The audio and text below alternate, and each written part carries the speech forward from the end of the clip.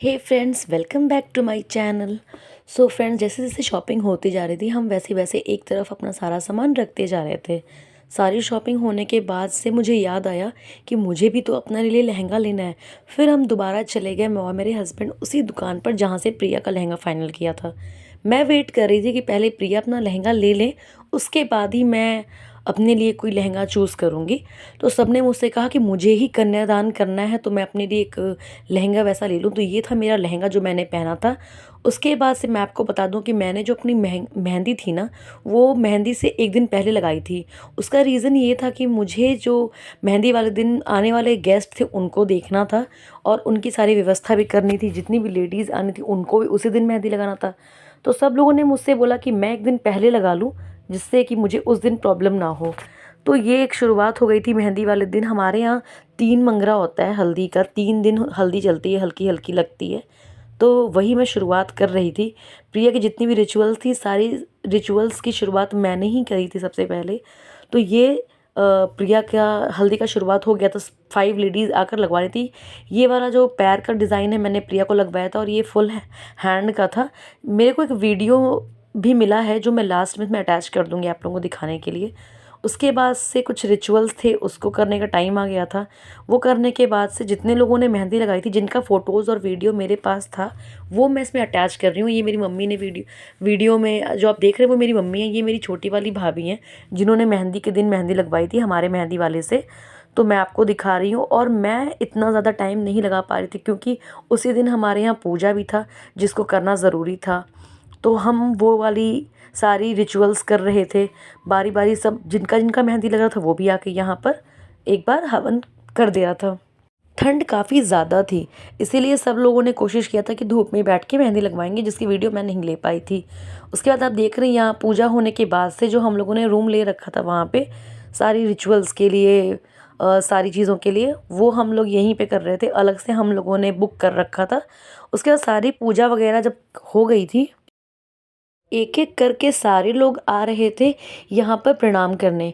और ये देखिए मेरे इवान को, यहाँ पे आके वो अपनी प्रेजेंट लगा रहा था। उसके बाद बारी आती है माटी कोड की, जिसमें संदीप भैया इतनी ज़्यादा खुशी में ढोल ले लिए थे, ढोलक ले लिए थे अपने हाथ में। और उन्होंने प्रिया से बोला, देख तेरी जाने की खुशी इतनी ज़्यादा कि मैं खुद ही ढोलक बजाऊंगा। और एक होता है ना, एक मेंबर घर में ऐसा भी होना चाहिए जो चार चांद लगाता रहे, हंसी मजाक का माहौल बनाता रहे। तो वो काम संदीप भैया कर रहे थे। उसके बाद बारी आती है माटी कोड की, और ये काम भी मुझे ही करना था अपनी चाची सास से पूछ पूछ कर सारी चीज़ें। तो मेरी चाची सास जैसा जैसा मुझे बता रही थी, प्रिया के साथ जो हैं वो मेरी चाची सास हैं जो गांव में रहती हैं, और उन्होंने मुझे स्टेप बाय स्टेप हर चीज़ समझाया कि ये ऐसे करना है, ऐसे करना है। क्योंकि सारी चीज़ें मेरे लिए बहुत नई थी। ये सारी चीज़ें मम्मी वगैरह ने की थी लेकिन मैंने आज तक कभी नहीं किया था। इसलिए मुझे ये सारी चीज़ें धीरे धीरे समझ कर ही करनी थी। आप देख रहे हैं जैसे जैसे वो मुझे इंस्ट्रक्ट कर रही हैं वैसे ही वैसे मैं यहाँ पे किए जा रही हूँ। उसके बाद से सारा जो माटी कोड का रस्म होता है वो या तो बुआ करती हैं और या तो बहन भी करती है, भतीजी होती है भतीजी कर लेती है। लेकिन हमारी जो बुआ जी है ना, वो यहाँ पे अभी नहीं आ पाई थी। उनकी ट्रेन जो है लेट हो गई थी, उनको शाम को आना था, ये दोपहर में हो रहा है। तो हम लोगों ने कहा कि ये हमारी कोई बात नहीं, प्रीति दीदी कर देंगी। तो मेरी जो बड़ी वाली ननद है वो कर रही हैं। इसमें ये हो रहा है कि सिक्का डालना है और हम दोनों को निकाल के शायद उसको मतलब प्रिया को ही करना था। ये सारी चीज़ें प्रिया को खोज के निकालना था और कुछ उसका मतलब होता है। जिसको पता होगा वो कमेंट सेक्शन में प्लीज़ बताएगा। और मैं ऐसे बैठे बैठे बिल्कुल थक गई थी, तो मैं देखी ज़मीन पर ही बैठ गई। उसके बाद से प्रिया को सारी रस्म कराने के बाद से चाची सास ने मेक श्योर किया कि सारी चीज़ें अच्छी से हो जाएं। और मैं आपको सच बताऊं, अगर मेरी चाची सास नहीं होती ना तो मुझे कुछ भी समझ नहीं आता कि कैसे करना है। उन्होंने बहुत हेल्प किया था क्योंकि मैंने आज तक कभी ये सब चीज़ें नहीं की थी। और आप देख रहे हैं मुझे तो यहाँ पे बहुत ज़्यादा मज़ा आ रहा था, ये सारे रिचुअल्स करने में बहुत अच्छा लग रहा था। लेकिन इंटरनली मेरे साथ क्या हो रहा था मैं किसी को यहाँ पर बयान ही नहीं कर सकती। मुझे ऐसा लग रहा था कि मैं अपनी बेटी की ही शादी के सारे रिचुअल्स कर रही हूँ। लग क्या रहा था वो ऐसा ही था, क्योंकि प्रिया को मैंने अपनी बेटी ही मान लिया था बहुत पहले ही। और जब से मुझे ये मालूम चला था कि कन्यादान मुझे ही करना है, उस टाइम से तो मेरी जान निकली जा रही थी। मुझे हर बात पे, हर छोटे मोटे रिचुअल्स को करने में ही रोना आ रहा था। और तब तक ये देखिए दीदी जो है वो लेके खड़ी हैं जिससे माटी कोड़ते हैं। माटी कोड़ने के बाद से ये सारी चीज़ें हम सबकी शादी में भी हुई थी, मेरी भी शादी में हुई थी, मेरे भाई भाई की भी शादी में हुई थी। भाई की शादी में तो मैंने और बुआ ने मिलकर किए थे सारे रिचुअल्स। और यहाँ पर दीदी माटी कोड़ का रस्म जो है वो कर रही हैं।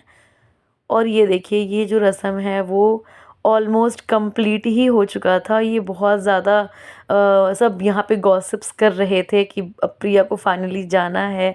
सब लोग प्रिया को हंसाने की कोशिश कर रहे थे, लेकिन एक्चुअली में प्रिया का भी दिल जो है ना वो भर ही रहा होगा। लड़की का दिल तो कैसा होता है। मुझे एक वीडियो मिला था, वो मैंने इसमें अटैच कर दिया। ये मेरी भाभी ने वीडियो बनाया था। यहाँ पे सब लोग खाना खा रहे थे और प्रिया के हाथ में मेहंदी लगी हुई थी। अब आप एक बात बताओ, बेटी भूखी रहे तो माँ के पेट में निवाला कैसे जाएगा। तो मैंने अपना खाना छोड़कर मैं बोली मैं बाद में खा लूँगी, पहले मैंने यहाँ प्रिया को ही खिलाया।